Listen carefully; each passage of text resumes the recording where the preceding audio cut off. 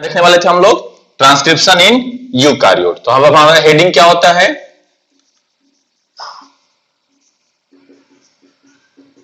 Transcription in eukaryote.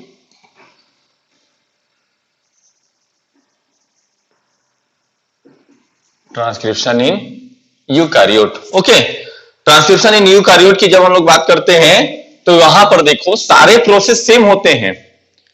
वहां पर prokaryotic के ट्रांसक्रिप्शन में क्या हो रहा था? Initiation, elongation, termination. ओके, तो यहां पर भी तो सबसे पहले ट्रांसक्रिप्शन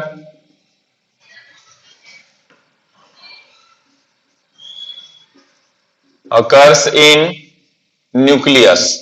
तो यूकारियोटिक सेल में ट्रांसक्रिप्शन कहां होगा? तो occurs in nucleus.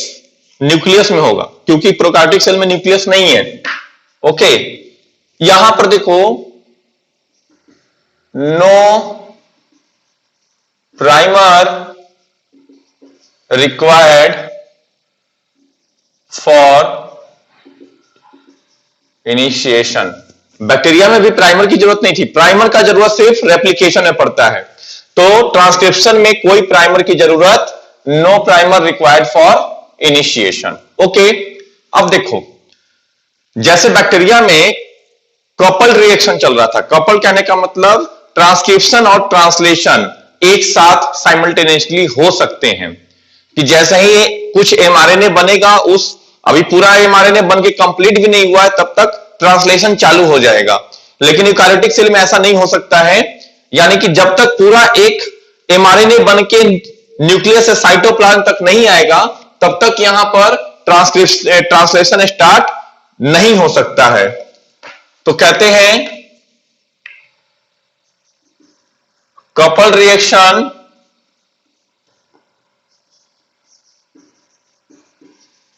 coupled transcription and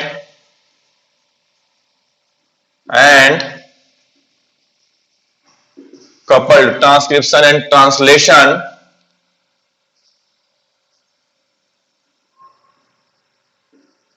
process is not possible like bacteria. तो बैक्टीरिया के जैसा ट्रांसक्रिप्शन एंड ट्रांसलेशन प्रोसेस इसमें प्रोसीड नहीं हो सकता है। फिर इसमें देखो कि sigma factor and rho factor, sigma factor and rho factor are absent. इसमें सिग्मा फैक्टर और रो फैक्टर नहीं आते हैं, और खास करके सिग्मा फैक्टर तो एकदम नहीं रहेगा। ठीक है, तो ये दोनों जो होते हैं sigma factor and rho factor जो हम लोग बैक्टीरिया में देख रहे थे, ये दोनों के दोनों क्या होते हैं? एब्सेंट होते हैं। फिर उसके बाद में देखो ऐसे भी यूकारियोटिक ट्रांसक्रिप्शन जो होता है वो मोर कॉम्प्लेक्स होता है प्रोकार्योटिक ट्रांसक्रिप्शन से। ओके, तो पहले बात तो ये आप याद में रखो कि हाँ ये दोनों जो है वो मोर कॉम्प्लेक्स होता है। और ये होता किसमें है? तो यहां पर कहते हैं eukaryotic transcription is complex than bacteria and और ये होता कहां कहां है? तो occurs in nucleus and organelles. Organelles में कौन कौन से ऐसे ऑर्गेनेल्स है जहां पे ट्रांसक्रिप्शन हो सकता है? दो ऑर्गेनेल्स, माइटोकॉन्ड्रिया और, क्योंकि दोनों के पास डीएनए है, तो माइटोकॉन्ड्रिया एंड प्लास्टिड। तो दोनों ऑर्गेनेल्स के पास डीएनए होता है, इसलिए उन दोनों में क्या हो सकते हैं? यह हो सकता है, और G1 G2 फेज में होता है, ये तो आपको पता ही है। फिर कहते हैं कि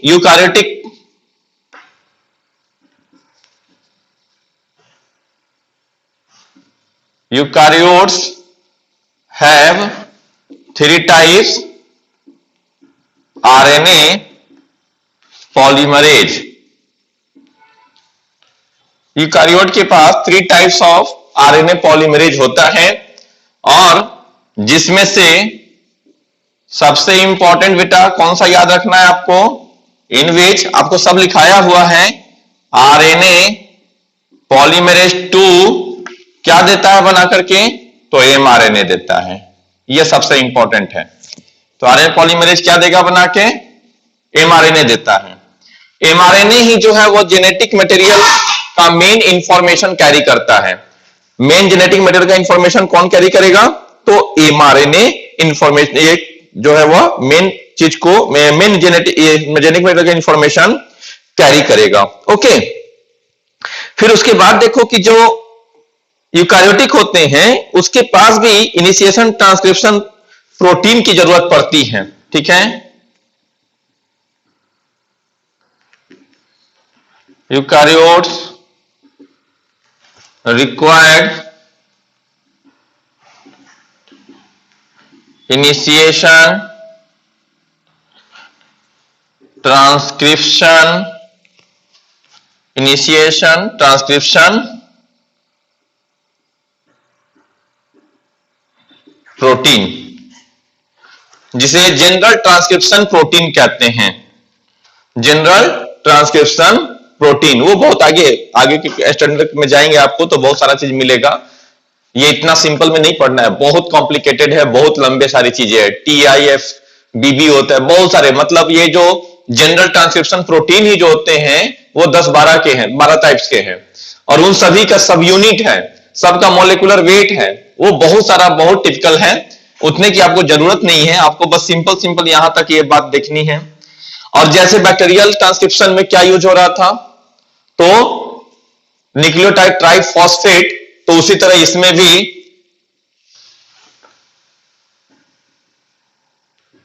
nucleotide triphosphate used in polymerization in which nucleoside triphosphate used in polymerization in which 2-phosphate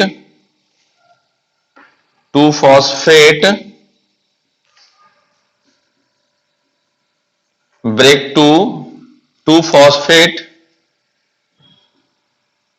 release and generate energy. That energy are used in, और वही एनर्जी किसमें यूज होगा, that energy are used in bond formation like bacterial transcription. तो जैसे bacteria के transcription में ये चीज होता है, अब इतना ही बात जो है वो एडिशन के रूप में यूकारियोटिक ट्रांसक्रिप्शन में जानना है बस। ठीक है, अब उसके बाद में ये देखिए, अब नेक्स्ट में आइए। तो जैसे हम क्या कह रहे थे कि यहां पर कोई भी, जैसे जीटीपी, सीटीपी या एटीपी या यूटीपी, ये सभी क्या है, गुआनोसिन ट्राइफॉस्फेट, साइटिडीन ट्राइफॉस्फेट, जितने भी हैं, ये जब टूटेंगे पायरोफॉस्फेट के मदद से, तो यहां पे क्या होगा, ये हो जाएगा जीएमपी, सीएमपी, ये यूएमपी एंड एएमपी और UMP plus 2PI plus energy, और ये energy used in bond formation during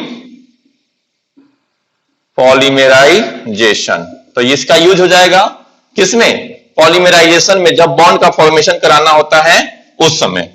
अब यहां तक की जो बातें हो गई, उसके बाद में देखो कि जो ये सब प्रोसेस के बाद में जो आरएनए बनेगा वो आरएनए कहलाएगा हेट्रोजीनस न्यूक्लियस आरएनए। ठीक है, नाउ synthesize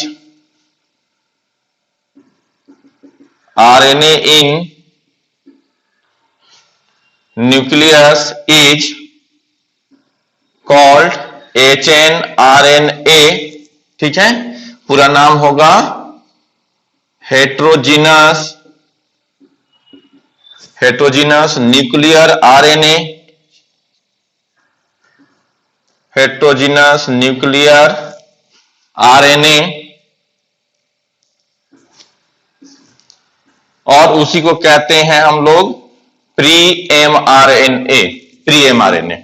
ठीक है, तो हेट्रोजीनस एचएनआरएनए कहेंगे या फिर प्री एमआरएनए कहेंगे, दोनों एक ही चीज हुआ। तो अब जो न्यूक्लियस में बना, इसी के बाद में अब देखना है हम लोगों को आरएनए प्रोसेसिंग, जो यूकारियोटिक सेल में होता है वो। तो आपको हम बैक्टीरिया में लिखा चुके हैं कि no any RNA processing occurs in bacteria. वो बैक्टीरिया में नहीं होता है, किसी प्रोकार्योट में नहीं, सिर्फ यूकारियोटिक में देखना है हमें। तो आइए अब हेडिंग देंगे हम लोग। ट्रांसक्रिप्शन की बात पूरी हो गई, तो ट्रांसक्रिप्शन से फाइनली क्या बना? ट्रांसक्रिप्शन से फाइनली आरएनए बन के मिल गया हमें। अब जब आरएनए बन के हमें मिल गया, तब उसके बाद में यहां पर आपका हेडिंग हो जाएगा क्या? RNA processing.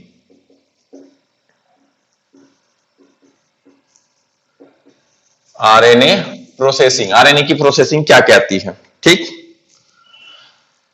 RNA processing in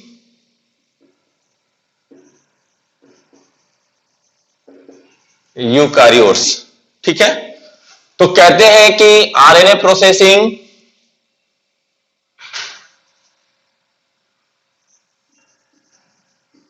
the newly synthesized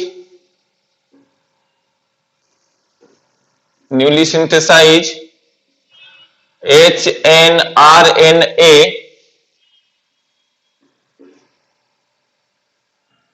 undergo processing to form active mRNA. तो एचएनआरएनए से एक्टिव एमआरएनए बनने के लिए उसको आरएनए प्रोसेसिंग का काम करना पड़ता है। एक्टिव एमआरएनए इन दी, कहां? न्यूक्लियस में ही। और इसके लिए 3 स्टेप्स की जरूरत होती है, यानी यहां पे 3 काम करता है। And for this it do 3 works. कौन कौन सा? एक होता है 5 एंड पे कैपिंग, उसके बाद 3 एंड पे पॉली ए टेलिंग, और तब तीसरा काम, ये फर्स्ट, ये सेकेंड, और तीसरा काम क्या होता है उसका? RNA splicing. ये इंट्रॉन्स का स्प्लाइसिंग, उसी को कहते हैं आरएनए स्प्लाइसिंग। ठीक, 5 एंड के कैपिंग में होता क्या है? तो 5 एंड के कैपिंग में यानी मिथाइलेटेड ग्वेनोसिन ट्राइफॉस्फेट का आकर के लगना होता है। तो चलिए इस चीज को डायग्राम से पूरा कर लेते हैं, आपको पूरा लिखाते हैं हम। अब एक बड़ा सा डायग्राम बनाना पड़ेगा, ये तीनों चीज को देखना है, कैपिंग, टेलिंग और आरएनए स्प्लाइसिंग के बारे में।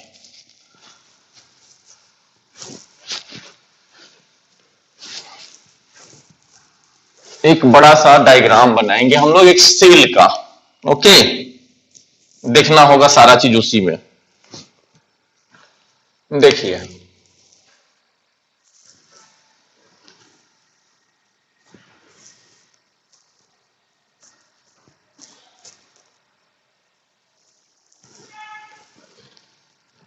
यह एक सेल हो गया, क्लियर, आपको पूरा दिख रहा होगा, यह एक सेल है भैया।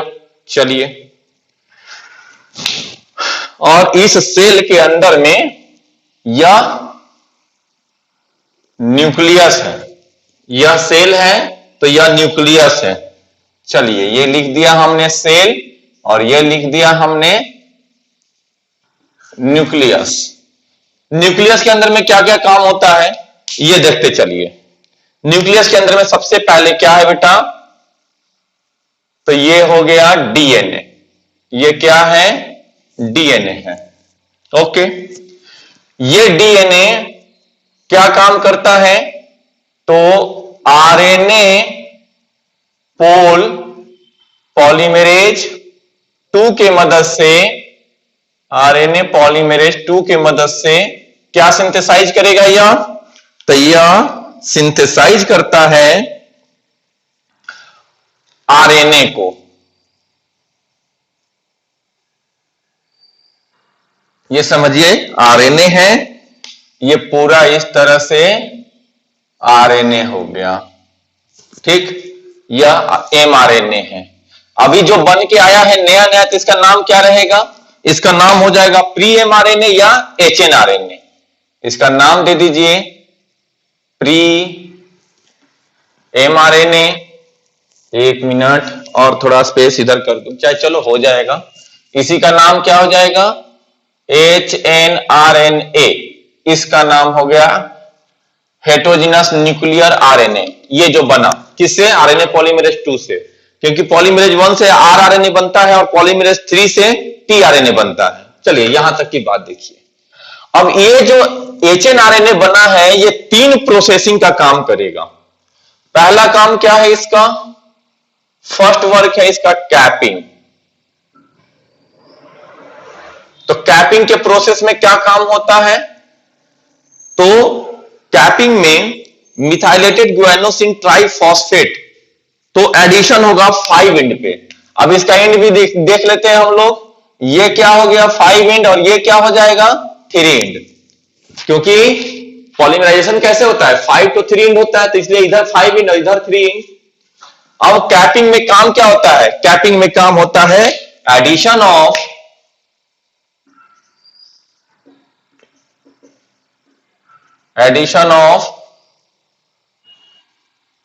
यही चीज थोड़ा बड़ा कर देता हूं मैं।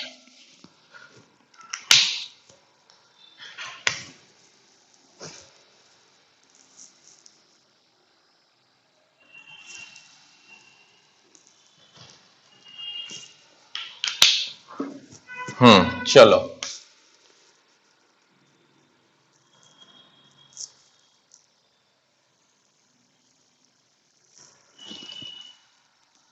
ये हो गया न्यूक्लियस। तो ये जो बना है इसमें क्या काम हो रहा है, कैपिंग का मतलब जो एरो दिए हैं इस एरो में ही लिख देता हूं मैं कि कैपिंग का मतलब जो पहला प्रोसेस होगा इसमें कैपिंग का। तो कैपिंग में क्या होता है, addition of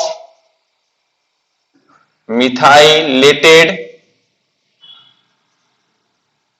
guanosine triphosphate, addition of methylated guanosine triphosphate. उसको इंडिकेट कैसे करते हैं, MgPpp। मिथाइलेटेड गुआनोसिन, अब 3 फॉस्फेट दिखा दिया तो ट्राइफॉस्फेट, टू प्रोटेक्ट। और ये एडिशन क्यों होता है एचएनआरएनए पे, तो to protect from nuclease. Nuclease enzyme से बचाने के लिए एचएनआरएनए पे 5 एंड पे क्या हो जाएगा, कैपिंग का काम हो जाएगा। तो चलिए अब कैपिंग को दिखा देते हैं हम लोग, ठीक है बेटा। अब यहां पे ये है इंट्रॉन और ये है एक्सॉन, ठीक है, वो भी अभी आगे समझाएंगे क्या है। तो यहां पर क्या हो गया है, यहां पर इस तरह से एक कैप लग गया है। कैप किसका लगा है, तो मिथाइलेटेड गुआनोसिन ट्राइफॉस्फेट का। ये कौन सा इंड है, तो 5 इंड है। ओके, तो यहां पर आके लग गया कैपिंग। इंड का नाम लिख देते हैं, दिस इज 5 इंड और ये 3 इंड। दूसरा काम क्या होगा इसमें, अब दूसरा काम हो जाएगा टेलिंग का। तो टेलिंग में क्या होता है, यानी टेलिंग में एडिशन ऑफ पॉली एडिनाइलेटेड टेल। तो पॉली एडिनाइलेटेड टेल का मतलब उसी को कहते हैं पॉली ए टेल, यानी एडिशन ऑफ एडेनिन। और ये जो एडिशन होगा वो लगभग कितना का होगा, 200 से 300 ए का रेसिड्यू यूनिट होगा। ठीक है, कितना, यानी एडेनिन कितना जुटेगा, लगभग 200 to 300 एट 3 एंड। कहां पे, 3 इन पोजीशन पे। अब इसको फिर से दिखा दीजिए, चलिए। तो यहां पर ये आ गया इंट्रॉन, एक्सॉन, और यहां पर क्या लग गया था, ये हो गया था GMPPP, और यहां पर क्या हो गया है अब, तो यहां पर इस तरह से ए डॉट डॉट डॉट ए, कितना, 200 से 300 ए। ठीक है, तो ये हो गया कैपिंग, दिस इज कैपिंग कौन से पोजीशन पे, तो 5 इंड पे, and this is tailing, tail हो गया। और कौन से पोजीशन पे, तो 3 इंड पोजीशन पे। अब जो तीसरा इंपॉर्टेंट प्रोसेस होगा इसका, तो वह प्रोसेस का नाम है स्प्लाइसिंग। आरएनए स्प्लाइसिंग इसी को कहते हैं, या सिर्फ स्प्लाइसिंग भी बोल सकते हैं। ठीक है, स्प्लाइसिंग में ये जो इंट्रॉन पार्ट है, ये intron part non active part है, यानी इससे कोई प्रोटीन का कोड नहीं आएगा। प्रोटीन का कोड सिर्फ एक्सॉन पार्ट से होगा। तो इंट्रॉन्स पार्ट को काट के निकालने के प्रोसेस को कहते हैं आरएनए स्प्लाइसिंग। यानी आरएनए के इस इंट्रॉन पार्ट को क्या किए हम लोग, कट करके, हम लोग नहीं मतलब हमारा न्यूक्लियस ही पूरा, पहले डायग्राम आप देख लो। तो यहां पर ये जो चीज है वही ये चीज कह रहा है कि उसको काट के निकालना, किसको, तो इंट्रॉन्स को। तो यहां पर removal of introns, removal of intron, removal of intron, intron को रिमूव करके निकाल दिए, and remaining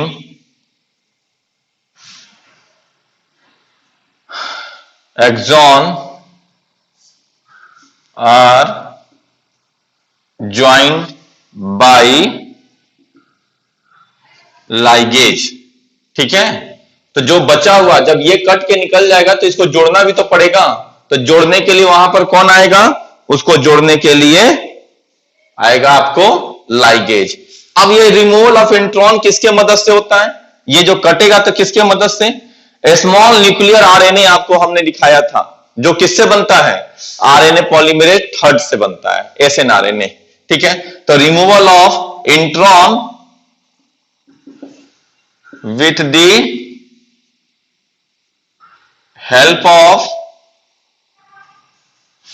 with the help of SNRNA, small nuclear RNA. उसी को स्मॉल न्यूक्लियर आरएनए को ही हम लोग कहते हैं स्प्लाइसियोसोम। तो अब यहां पर जब ये तीसरा प्रोसेस भी हो गया, तो अब यहां पर क्या आएगा, एक कंप्लीट, अब ये हो गया आपका इस तरह से, और यहां पर क्या हो गया, ये हो गया इधर कैपिंग और इधर हो गया टेलिंग। अब ये जो बना है इस तरह से, ये हो गया 5 एंड, इधर हो गया 3 एंड। अब इसी का नाम है एमआरएनए। प्रोसेस एमआरएनए या एक्टिव एमआरएनए या सिर्फ आप कंप्लीट एमआरएनए बोलिए, क्योंकि आप इसको प्री एमआरएनए बोलते हैं या एचआरएनए बोलते हैं, तो इसको सिर्फ एमआरएनए बोलिए, एक्टिव एमआरएनए बोलिए या फिर प्रोसेस एमआरएनए बोलिए, तीनों एक ही चीज है। तो ये क्या क्या हो गया? प्रोसेस्ड एमआरएनए, एक्टिव एमआरएनए या फिर आप डायरेक्ट एमआरएनए भी बोल सकते हैं। अब ये तब जाकर के यह एक्टिव एमआरएनए ट्रांसपोर्ट होकर के आएगा इस साइटोसोल में। तो ये क्या हो गया? This is the cytosol. और ये क्या हो रहा है? ये सारा चीज, ये क्या है? ये न्यूक्लियस है। ये सारा काम न्यूक्लियस में। और ये क्या है? तो दिस इज साइटोसोल। न्यूक्लियस के अंदर एक और पार्ट होता है जिसका नाम है न्यूक्लियोलस। और इस न्यूक्लियोलस में क्या होते हैं? राइबोसोमल सब यूनिट होते हैं।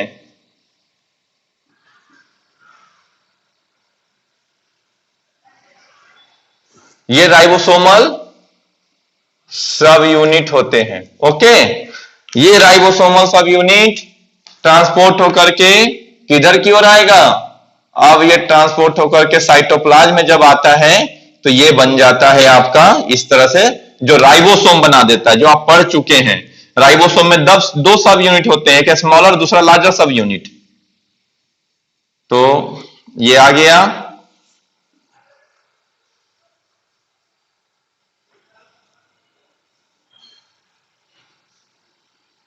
ये हो गया इस तरह से। तो अब देखिए राइबोसोम का सब यूनिट इधर आ जाएगा। ये क्या है? न्यूक्लियोलस है। न्यूक्लियोलस कहां आएगा? साइटोप्लाज्म में, तभी तो राइबोसोम बनेगा। अब एक टीआरएनए भी आपको हम दिखा देते हैं, जो कि आगे हम लोग को पढ़ना है। टीआरएनए का स्ट्रक्चर हम वहां भी आपको बहुत अच्छे से दिखाएंगे। किसी बुक में इस तरह से सारा चीज आपको नहीं मिलेगा, किसी बुक में नहीं है। बस आपको सारी चीज लिखाने की जगह पे एक डायग्राम के अंदर क्या क्या होता है आखिर एक सेल में, वो पूरा का पूरा प्रोसेस आपको हम न्यूक्लियस और सेल के साथ दिखा रहे हैं। इसके लिए बहुत ज्यादा लंबा चौड़ा लिखने की जरूरत नहीं है। यह एक टीआरएनए हो गया। ठीक, टीआरएनए बनने के बाद में अब हमारे सेल में क्या रहेगा? एमिनो एसिड रहेंगे। ये एमिनो एसिड हो गया और कुछ ट्रांसलेशन फैक्टर हो गया, जो ट्रांसलेशन के यानी प्रोटीन बनने के प्रोसेस को हम लोग ट्रांसलेशन कहते हैं। ये ट्रांसलेशन फैक्टर। ओके, अब क्या होगा यहां पे? पहले अब देखो, ये जो एमआरएनए जो बना है न्यूक्लियस के अंदर, वह एमआरएनए कहां आएगा? साइटोप्लाज्म में आना है उसको, तो ट्रांसपोर्ट होकर के वो आया साइटोप्लाज्म में। ठीक, तो ये आ गया हमारे साइटोप्लाज्म में, एमआरएनए आ गया। ये एमआरएनए जो आया हमारे साइटोप्लाज्म में इस तरह से, ये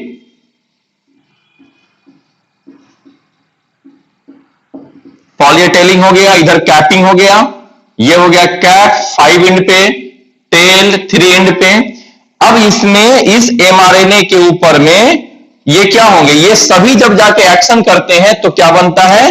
पॉलीपेप्टाइड। क्या बनेगा? पॉलीपेप्टाइड यानी प्रोटीन। तो वो देख लीजिए, आपको हम यहीं पर ये सारा चीज करके दिखा दिए हैं। इसके ऊपर आ गया ये राइबोसोम आएगा, दोनों सब यूनिट आके बाइंड होता है। और ये भी समझ लीजिए कि दोनों सब यूनिट जो होते हैं वो पहले से राइबोसोम जुड़ के नहीं रहते हैं। स्मॉलर सब यूनिट और लार्जर सब यूनिट सेल में आपको आया होगा। स्मॉलर सब यूनिट, लार्जर सब यूनिट दोनों सेपरेट रहते हैं। तो जब एमआरएनए बन के आता है तो दोनों इसी के साथ आकर के ज्वाइंट हो जाते हैं। तो यहां पर स्मॉलर सब यूनिट और लार्जर सब यूनिट, जिसे पॉलीराइबोसोम या पॉलीसोम करके टर्म आप पढ़े होंगे। याद कीजिए सेल का वो पॉइंट, पॉलीसोम। राइबोसोम आके अटैच हो गया, टीआरएनए इस एमिनो एसिड को लेके आएगा, इसलिए इसका नाम है ट्रांसफर आरएनए। और ट्रांसलेशन फैक्टर जो ट्रांसलेशन का प्रोसेस कराएगा। तो इससे फाइनली क्या बनेगा बेटा? सभी राइबोसोम जो इस तरह से अटैच हुए हैं, ये पॉलीपेप्टाइड चेन का फॉर्मेशन कराएंगे। एक राइबोसोम अकेला एक राइबोसोम आकर के पूरे एमआरएनए से प्रोटीन नहीं बना सकता है। ठीक, सोच रहे होंगे कि सर एमिनो एसिड कहां से आया? तो जो आप प्रोटीन खाते हैं वो प्रोटीन डाइजेशन में जाकर के एमिनो एसिड में कन्वर्ट हुआ and that amino acid transported to the each and every cell through the body fluid, that means blood के थ्रू। तो हर एक सेल तक पहुंचा, जिस सेल को जरूरत होगी वो एमिनो एसिड के लेकर के अपना ये ट्रांसलेशन का प्रोसेस करेगा। तो ये क्या हो गया?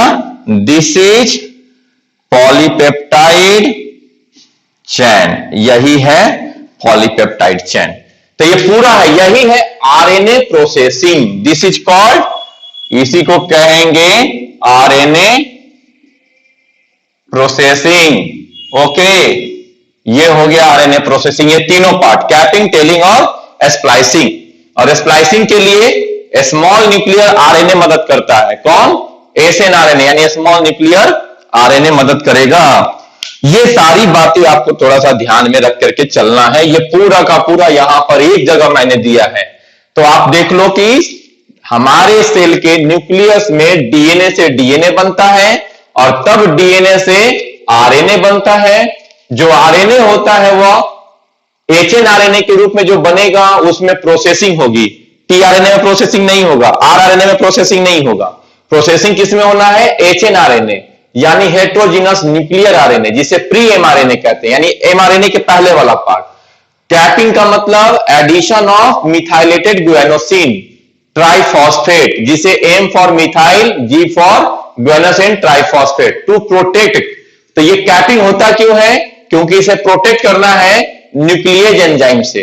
अब आप समझो कि जब आप घर से निकलते हो, कहीं ट्रेवल करना है, तो ट्रेवल के लिए क्या करते हैं आप? कोई चादर ले लेते हैं, अगर ठंडी का टाइम है तो कुछ ओढ़ने के लिए। क्यों? जो घर में चादर, बेडशीट जो भी होता है उसको लेकर के निकलते हैं, अपने आप को प्रोटेक्ट करने के लिए।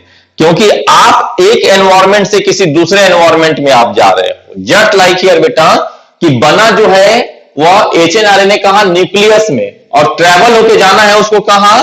तो साइटोसोल में। साइटोसोल का एंजाइमेटिक सिचुएशन अलग है और ये न्यूक्लियस के अंदर का एंजाइमेटिक सिचुएशन एकदम अलग है। तो इस दो अलग अलग एनवायरमेंटल कंडीशन से एमआरएनए को बचाने के लिए इसके ऊपर कैपिंग और ये टेलिंग होता है। समझे? आप ट्रेन को देखे होंगे, ट्रेन के सबसे आगे क्या लगा होता है? इंजन। सबसे पीछे क्या होता है? गार्ड ब्रेक होता है, जो गार्ड झंडी दिखाता है।